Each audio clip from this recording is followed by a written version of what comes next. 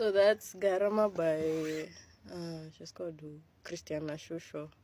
And don't forget to follow, like, comment, share. I still hold classes. If you want classes, you can still DM. It's free actually, and I teach you codes, simple codes, and then you start. So I'll see you next time.